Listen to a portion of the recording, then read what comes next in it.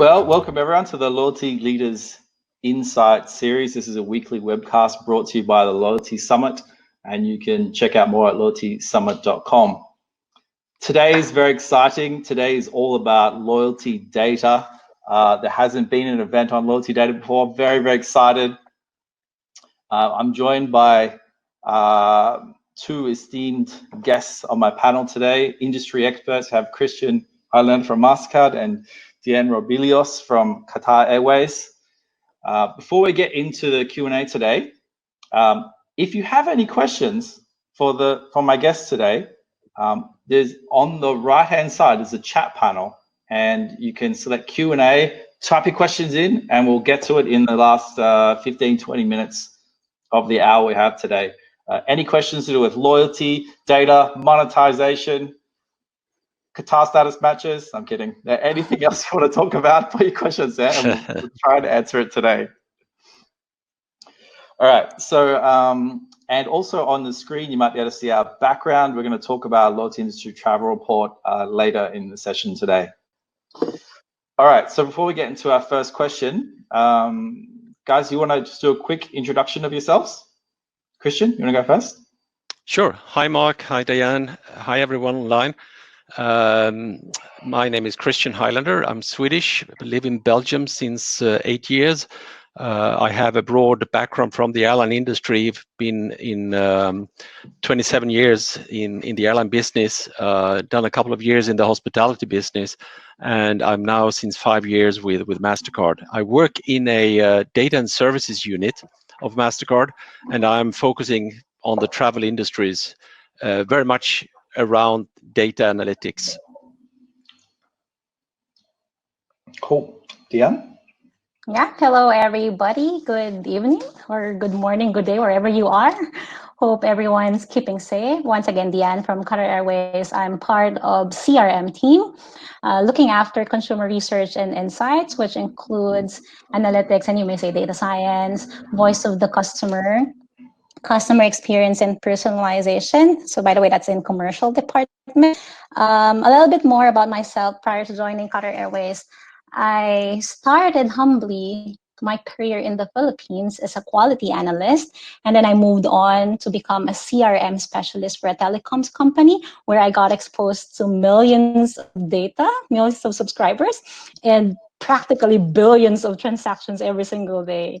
That was a bit of a playground for me as an analyst. And then from the Philippines, I moved on to Singapore, where I joined EMEA. I'm sure you know EMEA. I joined their decision science team a few years ago, and I manage a few accounts, including airlines, and that's where my addiction to the airline industry actually began, and also my addiction to the loyalty programs. And then from EMEA, I joined a European carrier who happens to have an office in Singapore as well, and then moved to Germany. Somehow it was a virtual role, dual role. And from Germany, and now I'm in Doha, in Qatar Airways, and always in my career in the analytics, research, and customer experience arena, which is fantastic because I love doing this job, and it's never boring. But I'm less in the production of data. I'm more in the consumption and utilization of data for the business and for the customers themselves. Fascinating background. All right, we've got a lot of questions to get through today. So let's just kick it off, yeah? Mm-hmm. So airlines for a very long time have been talking about how they've got all this data, and the conversations really stopped there. They haven't really talked too much about what they're doing with it, how they're using it internally, externally, if they're monetizing it, if they're not monetizing it. They just seem to talk about, and this is sort of going back over the last few years, you know, we've just got this data. It's like a flag in the ground to say we've got the data and that's it. How important do you think is data from an airline and then a loyalty perspective to the airline, say in the last, we'll call it 12, 18 months, compared to how important it will be in the next 6, 12, 18 months? How do you think the two sides of this compare? And I think I got the right question out there. Yeah, sure. Good. Christian, you want to kick us off? So I think data is becoming more and more important, especially these days with the pandemic situation, with COVID-19, and with basically all the historical data being quite obsolete, because the customer behavior is going to change. So I think the data that we have needs to be enhanced, refreshed, relooked. If we look at loyalty programs, they have a lot of data around their members, their addresses, their preferences, but I'm challenging a little bit how often they do refresh this data. How often is it updated? How often is you as a member asked to give your latest data information about yourself? I know, for instance, that I was part of a loyalty program, a Miles and More program. I lived in Sweden, moved to Belgium. Not a single time I was asked to refresh my information. Miles and More believed that I was still living in Sweden, and I got communication back in Sweden. This is just an example. I think it's critical, especially now when the market conditions are so volatile and things will change so rapidly. It's extremely important to have a good set of data and monitor your customers, your members, not only loyalty members, but all your customers basically, and get to know them much better than you do actually today. Yeah, I agree. I still get emails from Finnair in Finnish, and actually Vueling as well. They send me emails in Spanish. I don't speak Spanish. I've flown, two flights with Vueling in my life. Great airline. I like my flights with them. Yet they continue to bombard me with emails that I can't read and offers that I probably never use. And so I guess what you get at, Christian, is the life cycle of a member changes as they grow older. And if someone is traveling on your airline as a leisure flight to leisure destinations, how often are they going to take that flight, especially if that customer doesn't live in that region? For example, I lived in Australia at the time when I flew Vueling, and these two places are miles apart. So even just basic things about where people are living, the language that they can read as well. If you get an email that's a language you can't read, for me, it's just delete straight away. It's wastage for the airline. It's a cost that they're encouraged to send that, and they're not getting anything out of it. Christian, you want to? No, just want to top up what you said by saying that it also shows a bit of lack of engagement. If you are not interested to know who am I, I'm a member in your club. I want you to know more about me, because that's the only way you can create relevant offers to me. And if you send mails in the wrong language, I think you don't have the basics right from the start. I agree. Dianne, can you dazzle us with what Qatar is up to? For sure. Great points, Christian and Mark. But I'd like to add something here. Maybe first off, I personally think that there will be more changes in the loyalty program in the next maybe 18 to 24 months than there has been in the last 5 to 10 years. It's just really very competitive these days.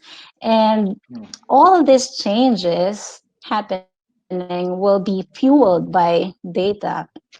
Now, Mark, going back to your question on how important data is in the past or right now or in the future, I think whether it's in the past, today, or in the future, data is the most valuable asset of the loyalty program. But more important than data is your smart usage of your data. Yeah, hope that makes sense. And right now, as I was mentioning earlier, it's very competitive. Loyalty programs are practically everywhere. All companies in a customer-centric industry has a loyalty program. Our customers are changing. The dynamics is changing. Our customer preferences, demographics are changing. They have options, and they have information and access to these options, and they can easily compare.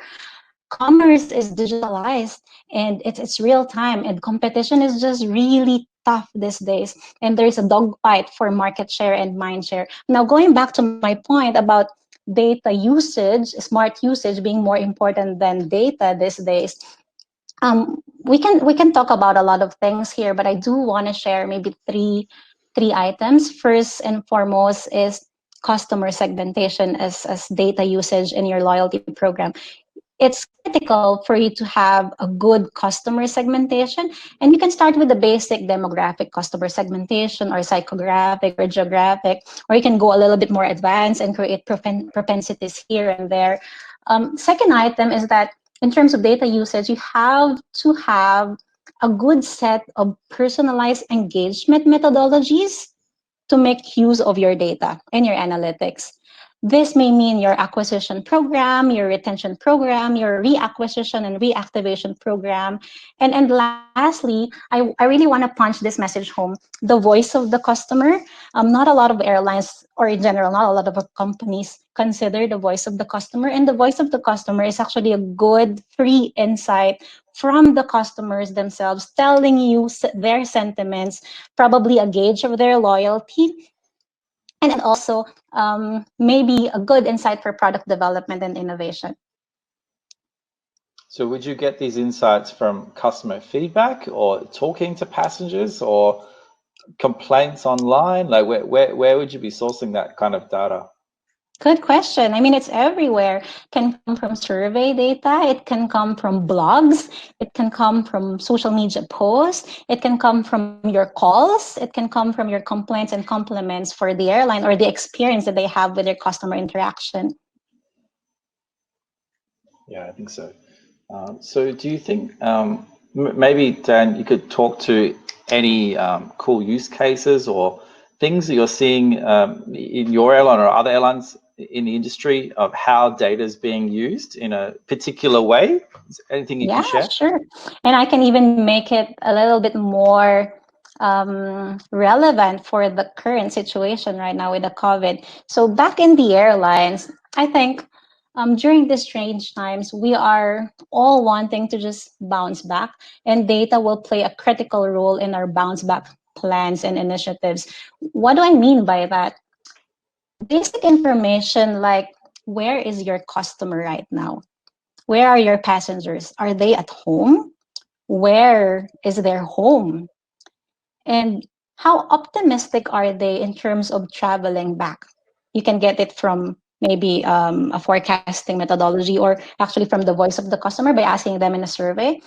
When will they travel next, and where will they travel next?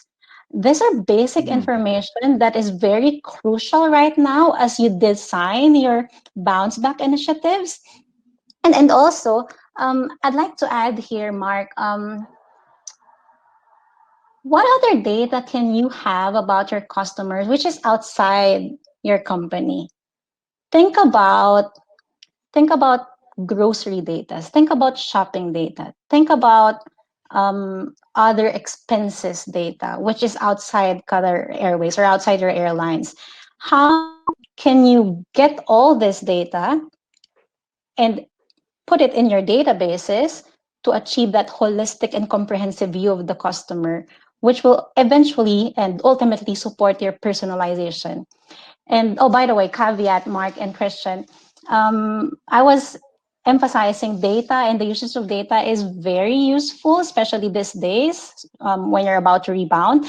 But also, we should be very mindful of data privacy. This is critical because you don't want to be misusing or abusing your data because it can be very costly. Yeah, I think you're right. I mean, we're seeing a bunch of articles popping up online now about how airlines are using not just loyalty data, but all sorts of data sources to try and predict when demand's going to come back, where the demand's going to be.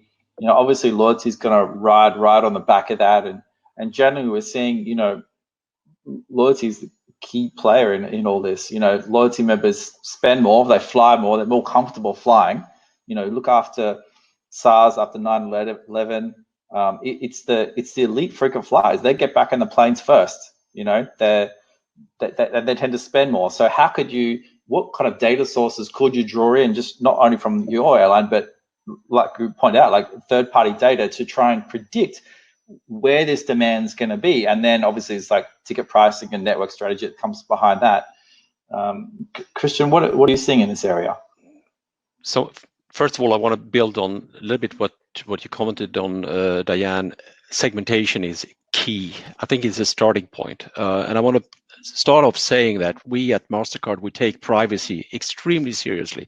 We would never disclose an individual cardholder spend behavior or any information about a cardholder.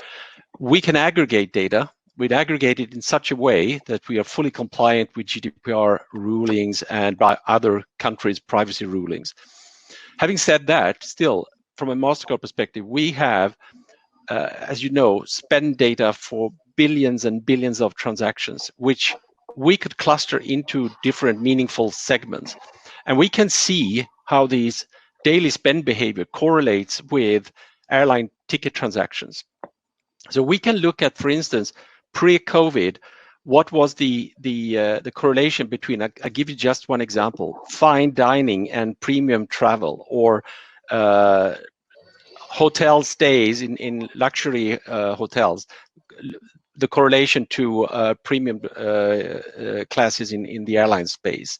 So we can make a lot of these correlations. So we look at what happened before the crisis, and we can use that information to predict when we see the travel or the spend indexes are starting to raise in fine dining or in luxury goods or in electronics. When we see these merchant categories with strong correlation to airline travel, when we see that this starts to pick up, we can inform our partners, the airlines and the industry around, hey guys, now you should watch it because now the business is picking up. And we can, of course, do it not only on a global basis, we can do it on a route-specific basis, so that we can predict what is the probability of these customers or these segments to start traveling to a particular destination. Mm-hmm. Yeah, can I comment on that as well, Mark and Christian? So Christian was just explaining about customer segmentation, and maybe I'll just share something very specific to the airlines, because it's quite different in terms of the nature of the purchase. What do I mean by that? When you segment a customer, you kind of put them in the box. So if you apply a very straightforward demographic segmentation, there will only be one segment for Mark. There will only be one segment for Christian.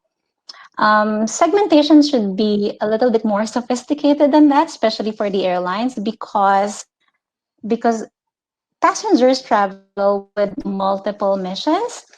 And what I'm trying to say here is that we segment based on the mission of the passenger and not just the characteristics or the value of the passenger. I can travel with my family on economy and be on a leisure trip. I can also travel for business in the premium cabin. It's the same person, but these are different missions. So the data becomes a crucial ingredient in the sophisticated level of segmentation. And depending on how sophisticated your segmentation is, it will also drive how much sophistication you will have in terms of your engagement with your customers. I hope that's making sense. Absolutely. Yeah. Do you think, I mean, do you think this is the normal for most airlines? Do you think at that level now where they're sophisticated to segment and drill down to customers this much? If you had to take a guess. I'd like to believe so, but I'd say no. And I think there's also kind of a wide range of from minimum to maximum in terms of the airline industry and travel and hospitality in general. But this is kind of the trend that we are seeing. I would like to link back what you said in the beginning, Dianne, around the ability to take action on the insights that you gain from data. And it strikes me that when I talk to many airlines, how difficult it is for them to actually execute on insights that they gain, how traditional they are in the go-to-market. They spray and pray the market with basically the same offer instead of trying really to target by geolocation, by segment, with personalized offers.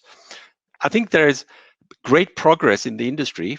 Things are moving very fast, and a lot of airlines realize and for that sake, hotels as well, because let's not forget them. They are learning fast and they are progressing. And I think, as we said, the moment is now, because you can't go back once this COVID situation is resolved. You cannot go back to the way you were before the crisis. You need to change, and you need to do something different. Yeah. Do you think there's a risk of there'll be we'll call a bunch of airlines, a bunch of loyalty programs really drive forward with their data journey and really shake things up, be bold, try new things? Do you think there'll be a bunch of airlines that do that and then a bunch of airlines that don't do it? And do you think that gap will widen? Do you think there could be a point where if you're not doing proper segmentation and really looking into data to try and drive some optimal outcomes internally, that that could be the difference between potentially making or breaking the airline? Do you think we'll get to that point? I totally believe in that. I believe that without having the ability to select the right type of customers for your airline. I mean, it's not about just filling up with anything. Maybe initially you will accept any passengers, but in a normal situation, you need to maximize the right type of customers for the right destination. It's all about a right mix on board. Otherwise, you would never make the money. And therefore, you need to have insights. What is my headroom? What is my share of wallet of a particular key segment that is important for me? And for that, you need data insights around who are these customers, where do they reside, how do they spend, what is the booking behavior, what else can I sell to them, the ancillary revenue opportunity around this journey. Because I would say it's not about selling a seat, it's about selling a travel experience, whether it's a business travel experience or a leisure travel experience. It is important to understand the whole experience from leaving home to reaching the destination, coming back. Yeah, I agree. And I was mentioning earlier, Mark, that the market is very competitive and the customers are changing. The dynamics is changing. Customers are informed and they have options. And to us, personalization is the future. And personalization will be driven by how much data you have about your customers and how advanced and sophisticated your analytics is. I totally agree. And I would love to add on one point. I mean, in the loyalty program, you have a subset of customers that have taken up the airline co-brand value proposition. I'm so surprised to see how poorly the airlines are aware of how these customers actually spend with their co-brand card. Because the more you can stimulate these co-branded cards to use them as your primary card, the more miles, the more points you can sell, the better earnings it is for the airline. And the margins that the airlines is making on a mile sales is far, far better than the core business. So I'm really surprised, and I think that there's an effort needs to be taken pretty fast now, within, let's say, the months to come. It's really to review your co-brand value proposition and review the insights you have around your co-brand customer, because these are the top loyal customers of yours, where you make tons of money. That's right. And I guess we're seeing a bunch of airlines across the world now adding like the elite miles or the status credit earning to the co-brand proposition to kind of recognize that, hey, not everyone can fly right now. So you may not be earning your tier points and your tier miles towards your status, but we'll recognize your spend on your card towards your status as well. Because like you point out, Christian, if people that have the co-brand card, if they have elite status as well, these are literally your best customers at the airline. And the more you can do to engage these people and get them to spend more on the card, because let's face it, there's no shortage of credit cards in the world today. People have a choice of which card they use. And if there's a real incentive to use the airline's card because they're going to earn something they otherwise can't get, aka credit towards status, is that something that could be driving incremental spend? So that's going to help the card issuer, it's going to help the card scheme and the loyalty program and the member. So it's absolutely win. Four wins, I think that is, or 5 wins, 4 wins. So just changing gears a little bit here. When I've spoken to airlines about data, the conversation goes something like this. How can we make money out of data? And they're thinking, how can we sell email addresses? How can we sell names? They're thinking very linear, like very old, very 30 years ago. Like how can we just sell data? Is that the way we make money out of it? Dianne, you talked about personalization a lot. Is the key to making money out of loyalty data for airlines and other loyalty programs? Is it in personalization, or is it in something else? Yeah, definitely, but it's not just there. I think Christian, being in the financial services, will have a lot of things to say here. But let me just start off by also making a statement that loyalty programs create intense ROI. And that's factual, right?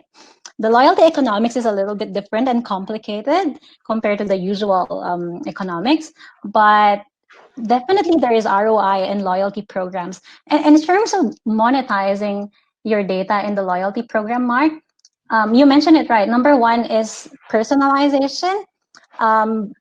Building a very targeted and really engaging member experience will do two things. One is reduce your costs, and number two, generate additional revenue. And that will impact your ROI and your profitability level. Reducing your costs, meaning if you have something personalized, you of course reduce the unsubscription, which is a cost. You reduce the number of targeted base that you'll be sending your offers to, because you don't need to target every single thing, like how Christian was mentioning about the spray and pray approach. So that's one. Secondly, I think monetization can happen through partnerships. And I'm sure you guys are well aware of that approach. And to me, partnership is the key to unlocking your program potential. So it saddens me if a loyalty program doesn't have partners as a customer and also as an analytics professional and a loyalty program professional as well. Third, I think you can monetize your data by selling it. You mentioned it, Mark, theoretically selling it, not just to partners, co-brands and cross-brands or coalitions, but actually selling your data and insights to consultants, suppliers, industry watchers, right? And lastly, we don't do this in Qatar Airways, but a lot of loyalty programs I've seen and studied in the past do paid subscriptions. And that is also a quick win to generate income, generate revenue, and monetize your loyalty program. We can also do paid tiers. So I would like to add to what Dianne said. There is obviously an earn opportunity and a burn opportunity, and in a loyalty program. So if you can register and log where are my loyalty members burning points and miles with partners, then you have a data that you can inform the department store, you can inform the hotel chain or the car rental company, whatever it is, of how many customers of what category do I actually bring to you? Because a partner will not buy anything if you can't prove the value of it. But if you have the data, if you know the volumes, you know the spend behavior, then you can use that to monetize and ask for the partner to buy something. A lot of tourist organizations, DMCs, local tourist organizations that are super hungry for information about spend and travel behaviors, seasonalities, and so forth. So there are absolutely opportunities for airlines to sell the data. I mean, I'm just thinking many years back in my early days in the airline industry when the GDSs got the data from the airlines for free, and then later on they sold back the MIDT data back to us. I mean, we should learn from that. The industry should learn from that, that don't give anything away for free, monetize it. That's absolutely right. I might share a couple other examples. I can see some questions coming in about actionable items and using data. I might share a couple of insights I've seen from Travel Data Daily. The biggest one I've seen is So it's not about selling your data. It's about what inferred insights you can gather out of that data, and then what you do with that inferred data. So that inferred data is created from internal data, bring some external data, maybe 2 or 3 external data sources, and then you kind of mix it up in a cocktail and you create new data, which the airline then, or the loyalty program then owns. So then it's not the customer's data anymore, it's your newly created data, right? So you can pretty much loosely do whatever you want with that. So there's a couple of ways I've seen. Firstly is tracking share of wallet. So this is how many times a passenger flies with your airline compared to other airline. You know, if you've got a passenger that's, say a gold member, they're doing 20 flights a year with your airline, spending 20,000 bucks a year with your airline, you'd see them as a good customer. But what you may not know is they've got another 100 flights with your direct competitor's airline, spending a lot more, right? And so therefore, the share of wallet of that customer is only, say, 40, 50%. Compare that to another customer. You know, you're going to visit grandma once a year. You're only doing 2 flights a year. Like 2 flights is 100% of your flying, right? And if all of that flying is with your airline, that customer is actually more loyal. So the offers that you would, and the marketing you would send to the person that you're already receiving 100% share of wallet from need to be vastly different to the guy or girl that you're only getting 40% share of wallet from, because that 40%, you've actually got a lot more scope to get more bookings, more cash out of them. Whereas the guy or girl that's already committing 100% of their flying to you, you just can't get anything out of them. So there's no point in sending them offers to go book more and fly more when you may as well focus on the other guys. So share of wallet is the first thing that I'm seeing using data for. I'll share a bit of a fun one that I've seen. It's got to do with numerology and astrology, and it's a thing called your life path number. It's a number between 1 and 9, and it's supposed to be what your soul is most attracted to in the universe, right? And you can create that. You get this number by, stay with me here. You get this number by getting your name and your date of birth, and you calculate it. It's got a way to just Google it. You can see it. It's called life path number, and it's got a number. And there's an airline that I've seen that they tried this one time and it worked. There was I can't remember the number. I want to say 70% email open rate. It was very high though. And they used your number in that email specifically. So for example, Christian, if you were to get this email and your life path number was 6, the email would say, fly to London from $6,066, you know what I mean? And then someone else would see it go, fly from 4444. And it's got an amazing email open rate. So I don't know if it's something interesting, yeah? Obviously that's very much astrology stuff is very much an Asian thing, more so here than anywhere else in the world. So maybe it's a cultural thing it will only apply to some members. But what you're touching upon here is the predictive modeling of data, and with a predictive model, you can better go to a partner, better go to a destination and say, hey, I know that there are customers, they come from these destinations, they come from these geolocations, and they will fly because I've calculated that. And we can be pretty sure that these predictive models are quite accurate, actually, because they all are based on machine learning and on big data numbers. So with quite good accuracy, we can predict when a Dianne or a Mark is going to fly again. And that information is something you definitely should monetize in partnership with the selected hotel chains, the selected whatever event organizers or whatever it is. Yeah, Mark, question, another perspective which may be useful here is not really in the realm of predictive analytics. So something simple, something fun. So even just changing the subject line or just changing your introductory email saying, hey, Christian, as a Privilege Club member, here's a good deal for you. That actually makes a huge difference. And Mark, you're saying something about your conversion and your open rate. We've tested this as well, and simple changes in the subject line, in how you address your customers, and how you package your message actually makes a great difference in the open rate, in the conversion rate, in the amount of revenue that you're generating. That's true. That's really true. Is that something Qatar is doing, like playing with the emails and the body of the email and the tone of the email, I guess the sentiment, type of wording that you use? Yeah, I like how you phrased the question. I think it also depends on the airline, right? I mean, Qatar Airways is kind of one of the legacy carriers. I'd say, with all modesty, legacy carriers are a little bit more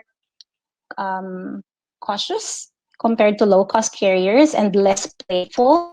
But more and more, we're seeing this value of a fun, less formal, and a very personal approach of communicating to the passengers, adding value to us. So we're also doing that more and more in the company. So I guess like what Christian was saying is now's the time to do something different, to be bold and, you know, try and outdo everyone else, right? Exactly. Well, when you have probably 40-50% less volume, you need to create revenues on ancillaries and monetization of the data assets that you have to compensate for the loss of volume that you will have now in the next 12 to 24 months. So super important to utilize that data and monetize it. That's true. Yeah. All right. I want to obligatory message here. I need to thank our sponsors for the webcast. I need to thank Engage People, Amia, Adara, Hilton Honors, who are the official hotel and venue partner of the Loyalty Summit Americas, and Radisson Rewards, who are the official hotel and venue partner of the Loyalty Summit in London. And I can see there's a bunch of questions coming in here. Keep them coming. We are going to get to them in 10 minutes or so, and I would love to get through as many questions as we can. So I've got another question here for the panel. So there's a bunch of airlines. So I think we agree that every loyalty program, there are different stages of their data journey. You know, there's some programs that are really just starting out, and there's some programs that are really advanced and they're sort of world-leading stuff. For the programs, anyone watching that is really just trying to get started on that journey and learn from best practice in the industry, or, you know, just some tools, resources, tips to really get started, what's something they should look at to sort of kickstart it? Dan? Yeah, when I joined Qatar Airways, our analytics team, it's pretty spread. All units have an analytics team somehow. Our databases are in silos. It's quite a playground, but you think that there could be a better playground, right? So I can definitely give a few tips here, maybe 4 or 5 tips for people who just started with their data journey. First and foremost, you have to have your strategy. You have to understand where you are at right now and where you want to be in the future, because that exercise will help you understand the pain points that you have to address and resolve later on. It's always good to have the ambition, the goal, and kind of a blueprint of a roadmap for you to get to your vision. So that's first, and strategy is very critical. Secondly, collect as much data as you can. So in CRM, we have what we call a concept of care. We care.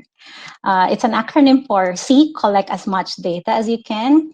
A, analyze as much as possible, whether that's diagnostic or descriptive or predictive. R is to make it real time and refresh your analysis and reports nearly real time if you can. And E is to ensure that your data and your insights are used for data-driven next steps and personalization efforts. And that's my second point. Collect as much data. If you have a data lake, that's good. If you don't have a data lake, connected databases will be good. You'll have to just maybe partner it with the good technology so you can do processing externally. And third is employ good analytics talent. And partner the good analytics talent with a technology and a partner which is fit for purpose. What do I mean by that? Fit for purpose, meaning fitting your strategy, which is defined as the first step, and also fitting the analytics talents that you have. So if your analytics talents are good in Python, then so be it, get Python. If your analytics talents are good in a proprietary solution, I'd rather invest in this proprietary solution than let my analytics people suffer. And fourth one is, and I think this is really very important for Qatar Airways, dream big, but celebrate the quick wins and the small use cases. And I'd like to elaborate further by saying that in Qatar Airways, we try to embrace the culture of test and learns, because this is how you really innovate and keep on improving really fast. Gone were those years where you have to perfect such a plan because you'll probably miss the train before the time comes that it's ready to be launched out. When you have something good, you launch it out, you test it, you learn from it, and you just keep on improving agilely. And the fifth tip that I'd like to share maybe is always keep the customers in mind first. Our formula in CRM is pretty simple. Happy customers equals happy business. And loyalty program, the precept of the loyalty program is that if you establish that confidence, that trust, that loyalty from the customer, you have the sustainability of the business that you want. That's why loyalty program is really, really crucial for any company. So those are my 5 points, but I just remember there is a 6th point, and this may be a bonus point.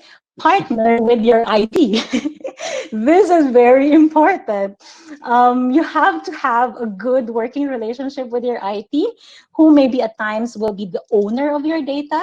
And your data journey will be a success if you have a good relationship with IT. And if you can partner really well with revenue management, digital teams, and also marketing teams. So, I mean, you bring up a good question. Who should lead internally, who should lead the data journey for the airline, especially in loyalty data? Because I think we all agree loyalty is one of the most powerful assets the airline has. Should it be loyalty driving this? Should it be IT? Should it be digital? Should it be, you tell me, who do you think, Christian? My opinion is that data today sits somewhere in the commercial function. So for me, it should be very close to the chief commercial officer or to the chief CIO. So it should be high up in the hierarchy. It should have a very holistic approach, because it's not only CRM, not only loyalty that are in need of data. Network planners, revenue managers, product developers, a lot of different function needs these external data and these internal data in a good shape and form. And this is, I think, that to come back to the challenges, that data sits all over the place. So by consolidating all these data into a central function that serves other commercial functions, I think is key for success. The other thing I would like to say is you need to focus on not only analyzing your loyalty database, you need to focus on understanding who are my other passengers that are flying with me. They are today, for many airlines, just a PNR, just a booking reference, a name, a fare base, and a booking class. But they don't know who Christian is. It's just a booking reference. Get to know all other customers of yours that are sitting on board your planes. And then get to know your markets outside of your passenger base. Start to understand the market insights, the headroom opportunities, your share of wallet that we touched upon before.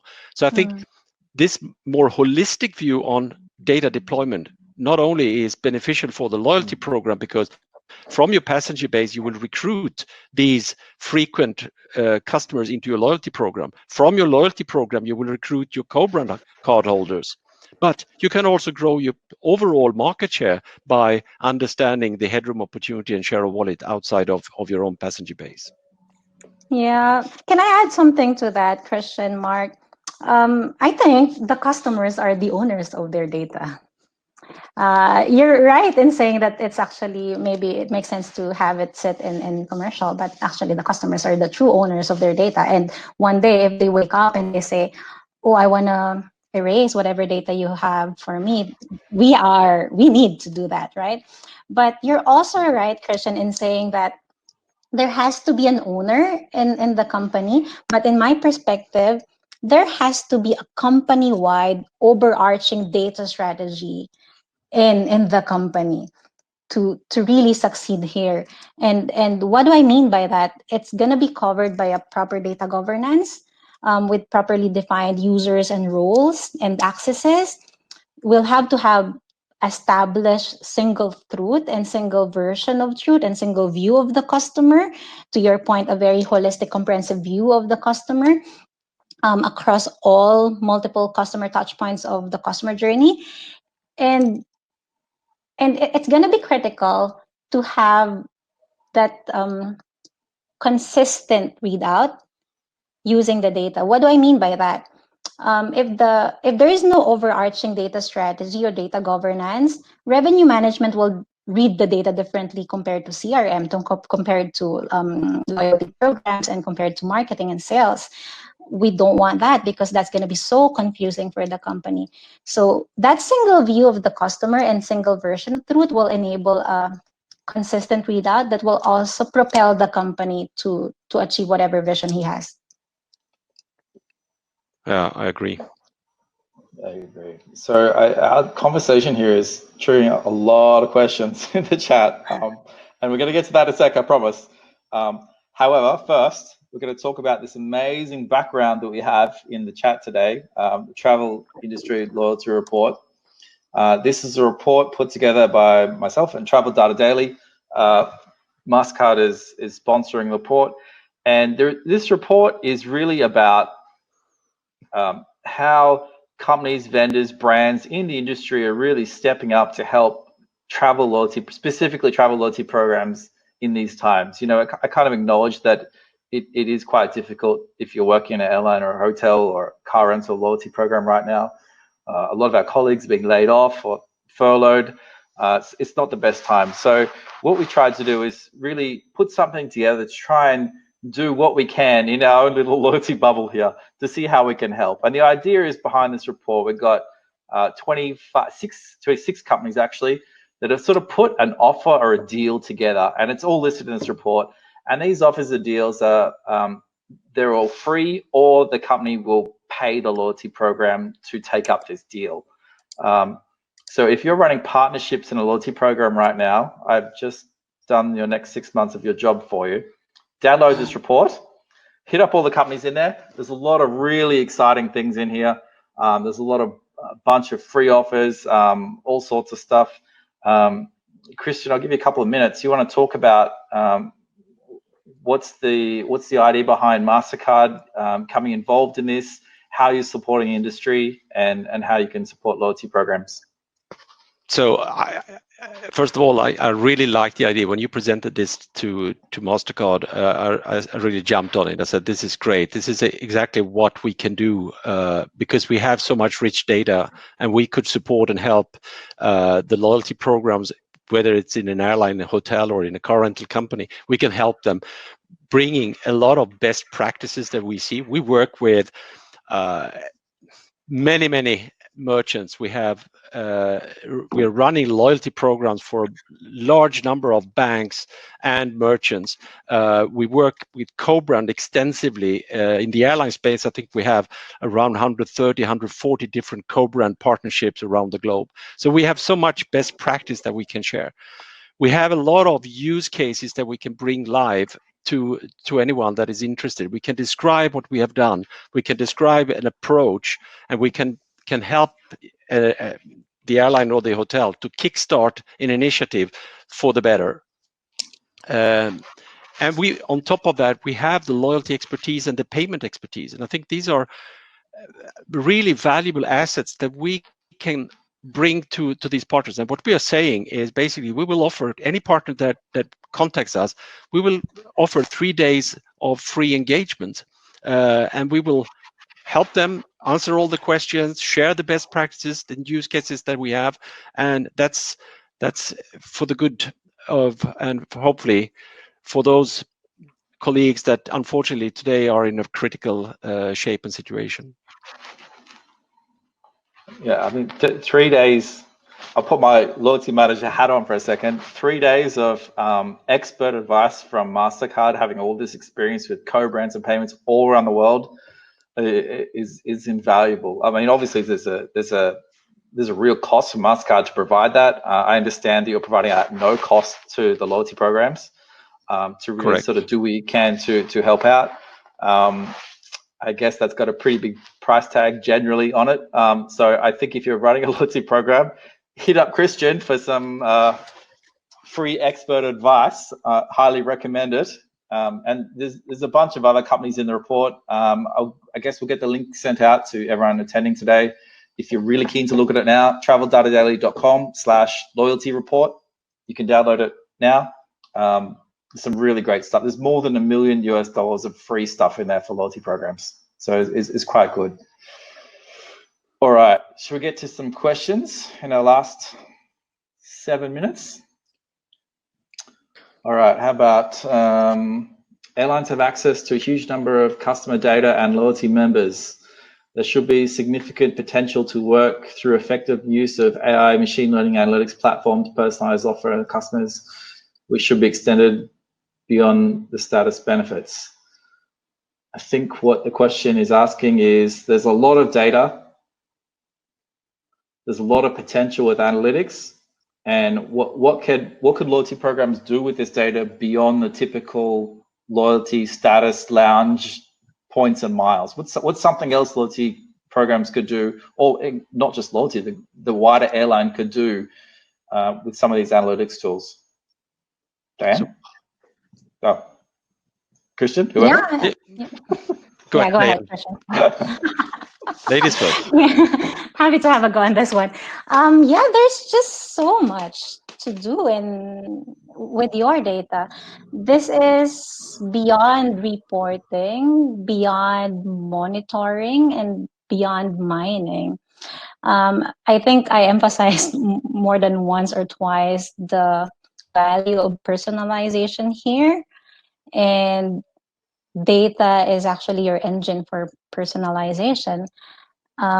It can be as playful and it can also be as formal, but the crucial thing here is how are you able to test and learn and keep on improving? What do you say, Christian? I agree with you. I'm a big believer in testing and learning from the tests. And we have developed a lot of sophisticated tools around test and learn, by the way. But what I think is important to use data is to create a proper engagement with your customers and with these loyalty customers, because I see too many of you're engaged with your top tiers. You maybe 15-20% of your loyalty members. You're engaged with them in a fairly good way, but there are 68% of your members which have very poor engagement. I want to look at it. I want to become a member in a club. This club should bring me content. I used to say to someone that, if you sign up to a gym, you go to the gym because there are machines in the gym where I can do my back workout or my legs or my stomach. But if I come to the gym and there are no machines, there's no content, why should I pay a subscription? Why should I be engaged with this club? So it's all about content creation, not only for the top tier, but also for the lower end of the pyramid, making sure that there is an engagement, not always the big spectacular things like I'll take you to the Olympic Games or I'll bring you to the finals in the Champions League or whatever. It can be small local things. It can be tickets to the theater. It can be local engagement in a restaurant in nearby your city where you live. Something which is easy and can engage not only you as a member, but the whole family. It becomes an engagement around the member and his family. Yeah, allow me to add a few more thoughts there because I don't think I hit home. Beyond tiers. So in Qatar Airways, we're also doing product development, and there could be a wide range of rewards for your engagement, which all of us desire, right? It can be snackable rewards. So it can be just tiny surprise and delight. It can be just a thank you email or something simple like a voucher. It can be experiential and aspirational. It also depends on what your customers want to receive. So the more data that you use and the deeper the understanding that you have for their sentiments and their emotions from your voice of the customer data, the better it is for you to address whatever engaging initiative or rewarding experience or item you can offer to your customer. And this goes beyond tiering. This goes beyond travel benefits, status benefits. Excellent. All right, guys, we're nearly at the hour here. There's a lot of questions here, and I really want to answer all these. So what we're going to do is we're going to copy all the questions that you've asked, and we're going to try and answer them in a follow-up article on traveldatadaily.com, which we posted this week. Maybe we need to have another webinar on loyalty data. This seems to be a pretty popular topic. Hint, hint, organizers that are listening. But I think we're at the end of the hour now, so I think we might wrap it up there. Make sure there is a webcast, a Loyalty Summit webcast every week. So make sure you subscribe up to the next webcast next week.